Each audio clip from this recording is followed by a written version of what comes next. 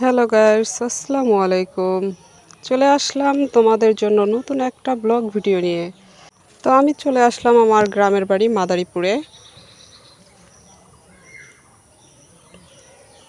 তো এই দেখো, এটা হলো রাজাহাঁস।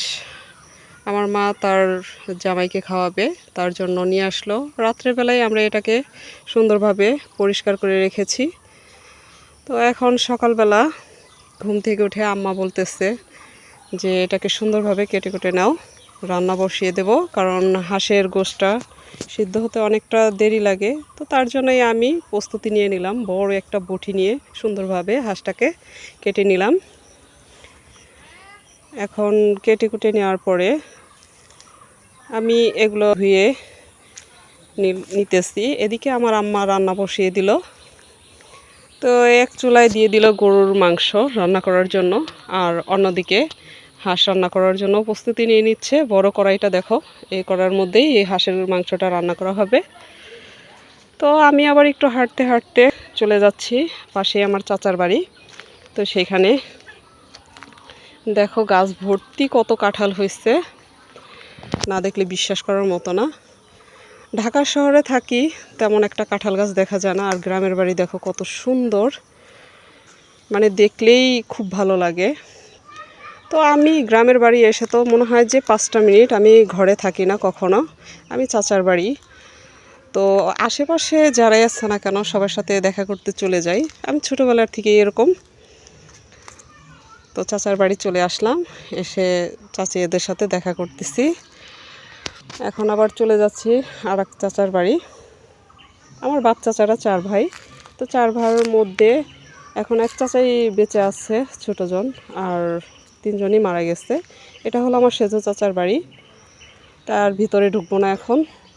এখন আবার চলে যাচ্ছি আমাদের নিজের বাড়ি। আম্মা যেহেতু রান্না করতেছে, তাকেও একটু হেল্প করা লাগবে কাজে। তো এটা হলো আমার বাবার বাড়ি। তো আমি গেট দিয়ে আস্তে আস্তে করে ঢুকে গেলাম বাড়ির ভিতরে।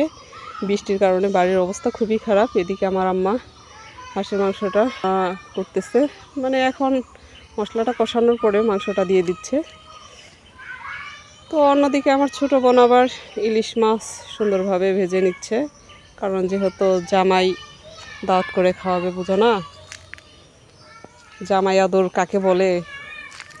তো সেজন্য মাংস একদিকে রান্না করতেছে, অন্যদিকে গরুর মাংস রান্না করতেছে, ইলিশ মাছ ভাজতেছে। ভালোই লাগে ঈদের মধ্যে, কি যে কোনো ছুটিতেই গ্রামের বাড়ি আসলে মানে খুবই ভালো লাগে। ঢাকা শহরে তো তত একটা মানে তাদের সাথে কথা এমনকি দেখাও হয় না। তো আমার মা বড় একটা ইলিশ মাছ কিনে এনেছে আমার ছেলের জন্য। ও আবার ইলিশ মাছ ছাড়া অন্য কোনো মাছ খেতে চায় না, ও খাওয়ার মধ্যে ইলিশ মাছ আর চিংড়ি মাছটাই খায়। তো সেই জন্য আমার মা সকাল সকাল গিয়ে বড় একটা ইলিশ মাছ কিনে নিয়েছে, ডিমালা ইলিশ। বললো যে নানু আমি ইলিশ মাছ খাবো, তার বড় একটা ইলিশ মাছ নিয়ে আসলো। তো সেটাই ভাজার প্রস্তুতি চলতেছে। তো আমিও টুকিটাকি হাতে একটু একটু করে সহযোগিতা করে দিচ্ছি। আর এই হলো আমার মেয়ে। পাশে আমার ছোটো বোন আবার কয়েকটা ফুলের চারা লাগাইছে, দেখো কত সুন্দর লাগতেছে। আর এটা হলো আমাদের বাগান, বাড়ির পাশে যে বাগানটা। বৃষ্টির কারণে মানে পরিবেশটা কেমন যেন একটু হয়ে গেছে। তো পাশেই কিছু লোক আবার কাঁঠাল কাটতেছে। কিছু লোক বলতে কি ওই আশেপাশেরই চাচি হয় সম্পর্কে। আর এদিকে পোলাও রান্নাটাও কমপ্লিট, হাঁসের মাংসটাও কমপ্লিট। দেখো একবারে কোনো ঝোল রাখে নাই, ডাইরেক্ট শুকনা করে ভুনা করা হয়েছে। হাঁসের গোশটা তো আমার খুব প্রিয়।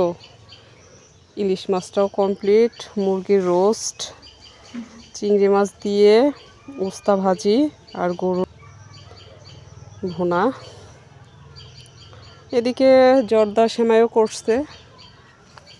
তো ঢাকার থেকেও আজকে আমাদের বাসায় মেহমান আসা হইতেছে, মানে আমার বড় মামার যে বড় মেয়ের জামাই। তো আমার সেই দুলাভাই আসতেছে ঢাকার থেকে আমার মামির সাথে। তো আজকের দিনটা মনে হয় অনেকটাই আনন্দে কাটবে। তো তোমাদের ঈদ কেমন কাটলো প্লিজ কমেন্ট বক্সে জানিও। আমাদের ঈদ তো অনেক সুন্দর কাটতেছে। আলহামদুলিল্লাহ যদি বাঁচায় সারাটা জীবন মনে থাকবে। আর চেষ্টা করব প্রতি ঈদ যেনই এভাবে কাটে সুন্দরভাবে। তো সকলে ভালো থেকো, সুস্থ থেকো। দেখা হবে নতুন এক ব্লগ ভিডিও নিয়ে। আল্লাহ হাফেজ।